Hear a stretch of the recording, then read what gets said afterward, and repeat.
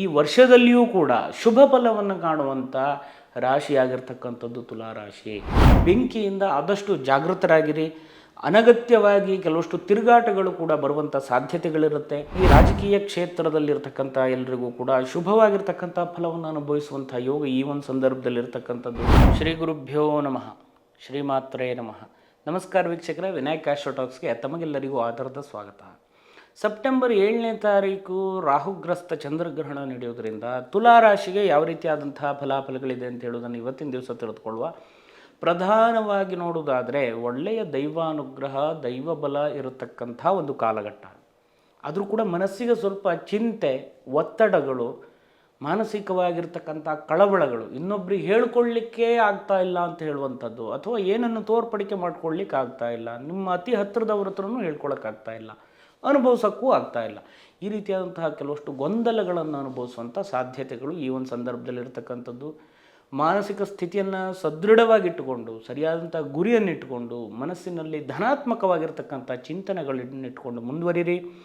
ಇಷ್ಟು ವರ್ಷ ನೀವು ಪಟ್ಟಿರ್ತಕ್ಕಂತಹ ಕೆಲವಷ್ಟು ಕಷ್ಟಗಳಿಗೆ, ಪ್ರಯತ್ನಗಳಿಗೆ ಪರಿಪೂರ್ಣವಾಗಿರ್ತಕ್ಕಂತಹ ಫಲ ಸಿಗುವಂಥ ಒಂದು ಕಾಲಘಟ್ಟವಾಗಿರ್ತದೆ. ದೈವಾನುಗ್ರಹದಿಂದಾಗಿ ದೈವ ಕಾರ್ಯಗಳಲ್ಲಿ ಹೆಚ್ಚಿಗೆ ನಿಮ್ಮನ್ನು ನೀವು ತೊಡಗಿಸಿಕೊಳ್ಳೋದ್ರಿಂದ ಒಳ್ಳೆಯ ರೀತಿಯಾದಂಥ ಒಂದು ಪ್ರತಿಫಲವನ್ನು ಈ ಒಂದು ತಿಂಗಳಿನಲ್ಲಿ, ಅದೇ ರೀತಿಯಾಗಿ ಈ ವರ್ಷದಲ್ಲಿಯೂ ಕೂಡ ಶುಭ ಫಲವನ್ನು ಕಾಣುವಂಥ ರಾಶಿಯಾಗಿರ್ತಕ್ಕಂಥದ್ದು ತುಲಾರಾಶಿ. ನಿಮ್ಮ ಒಂದು ಪ್ರಯತ್ನದ ಜೊತೆಯಲ್ಲಿ ಬಂದಿರತಕ್ಕಂತಹ ಒಂದು ಫಲಾಫಲಗಳು ಏನಿದೆ, ನಿಮ್ಮ ಉದ್ಧಾರದೊಟ್ಟಿಗೆ ನಿಮ್ಮ ಸ್ನೇಹಿತರಿಗಾಗಬಹುದು, ನಿಮ್ಮ ಸಹೋದರರಿಗಾಗಬಹುದು, ನಿಮ್ಮ ಅತಿ ಹತ್ತಿರದವರು ಕೂಡ ನಿಮ್ಮೊಟ್ಟಿಗೆ ಉದ್ಧಾರ ಆಗುವಂಥ ಒಂದು ಕಾಲಘಟ್ಟವಾಗಿರ್ತದೆ.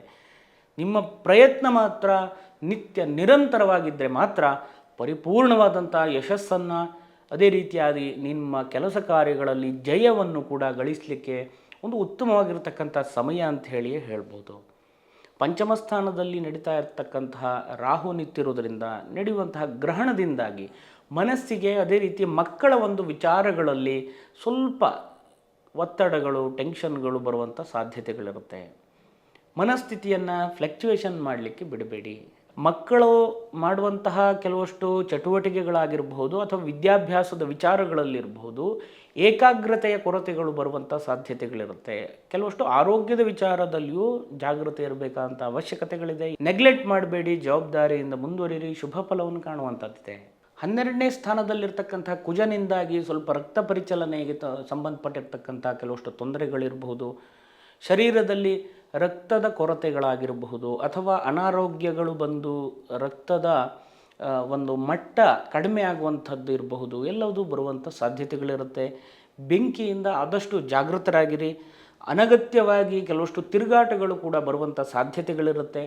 ಗಡಿಬಿಡಿಯಿಂದ ಮಾಡಿರ್ತಕ್ಕಂಥ ಕೆಲವಷ್ಟು ಕೆಲಸ ಕಾರ್ಯಗಳಲ್ಲಿ ನ್ಯಾಯ ಅಥವಾ ಕೋರ್ಟು ಕಚೇರಿಗೆ ಸಂಬಂಧಪಟ್ಟಿರತಕ್ಕಂಥ ತೊಂದರೆಗಳನ್ನು ಕೂಡ ಅನುಭವಿಸುವಂಥ ಸಾಧ್ಯತೆಗಳಿರೋದ್ರಿಂದ ಸ್ವಲ್ಪ ಜಾಗೃತೆಯಿಂದ ವ್ಯವಹಾರಗಳನ್ನು ಮುಂದುವರಿಸ್ಕೊಂಡು ಹೋಗಿ. ದಾಂಪತ್ಯ ಜೀವನದಲ್ಲಿ ಅಲ್ಪ ಸ್ವಲ್ಪ ವಾದ ವಿವಾದಗಳು ಬಂದರೂ ಕೂಡ ಅದನ್ನು ಸರಿಪಡಿಸ್ಕೊಂಡು ಮುಂದುವರಿಯುವಂಥ ಯೋಗಗಳಿರ್ತಕ್ಕಂಥದ್ದು. ವಿವಾಹಕ್ಕೋಸ್ಕರ ಪ್ರಯತ್ನ ಮಾಡ್ತಾ ಇರುವವರಿಗೂ ಕೂಡ ಶುಭ ಫಲವನ್ನು ಕಾಣುವಂತಹ ಸಮಯ ಇದಾಗಿರ್ತದೆ. ಸರ್ಕಾರಕ್ಕೆ ಸಂಬಂಧಪಟ್ಟಿರ್ತಕ್ಕಂತಹ ಸೌಲಭ್ಯಕ್ಕಾಗಿರಬಹುದು, ಅಥವಾ ಉದ್ಯೋಗಕ್ಕಾಗಿರಬಹುದು, ಕೆಲಸ ಕಾರ್ಯಗಳಿಗಾಗಿರಬಹುದು, ಮಾಡ್ತಾ ಇರುವಂಥ ಎಲ್ಲ ಪ್ರಯತ್ನವೂ ಕೂಡ ಸಫಲವಾಗಿರ್ತಕ್ಕಂಥದ್ದು.